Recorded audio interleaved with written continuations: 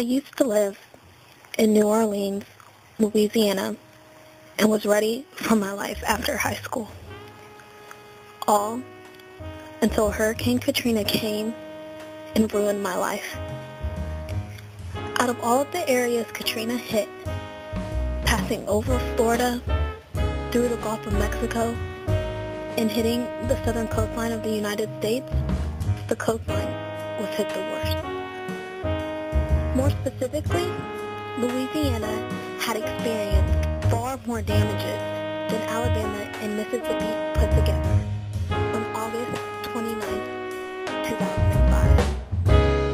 All because of one of the most costly and desolate storms.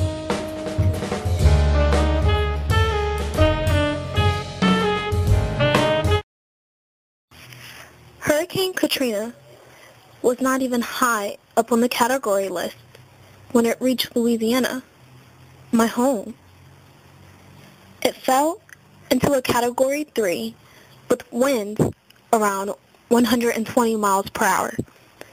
The highest a hurricane can be is a Category 5 with winds over 155 miles per hour. For Hurricane Katrina grew from a Category 1 over Florida to a Category 5 in the Gulf of Mexico, but simmered down to a Category 3 through the southern coastline. But the reason why my city was destroyed by Hurricane Katrina was because 80% of my city became flooded due to the levees being breached. The barrier around our city was supposed to protect us, but instead, it failed and deceived us all. The levee construction and maintenance is federally mandated and charged by the Army Corps of Engineers. So when the 23 feet high walls were overtaken by wind and water, many people pointed the blame at this organization, myself included. I did not know who to blame or what to think after this natural disaster. The home I once knew was destroyed because of poor execution. How did 28 levees get breached in one day? How could this happen to us, my family and friends? We were trying to get out, but with the levees caving in, we had nowhere to go. Days have passed, and the floodwaters have driven many people out of their homes, having to leave all of their possessions behind. My mom told us to only grab the essentials that were not ruined. We left our home with only the clothes on our back. Then I looked to my neighbor and said, "Are you going to come with us to higher ground near the front quarter of Garden District?"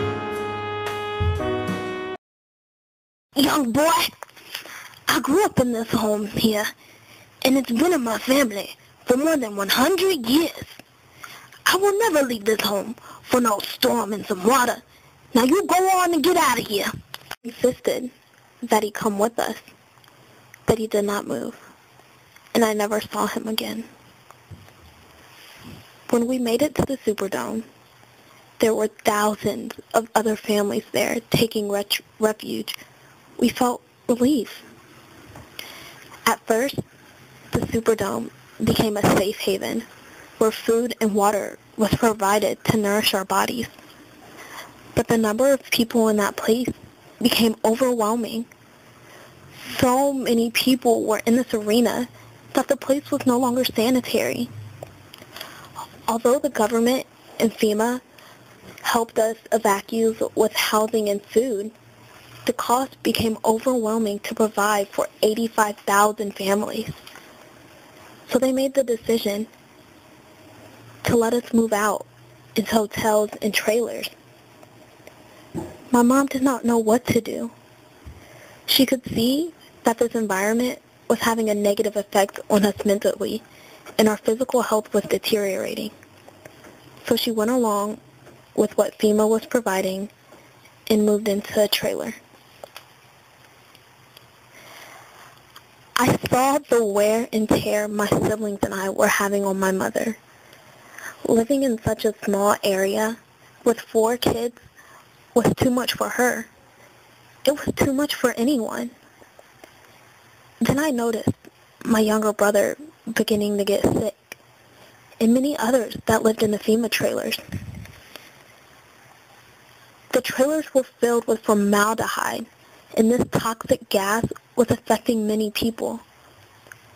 I tried to tell my mom that this was causing my brother to become ill, but she didn't believe me. I got so angry with her that I left. I needed to air my mind. As I walked, I saw where my high school used to be, in the local community college.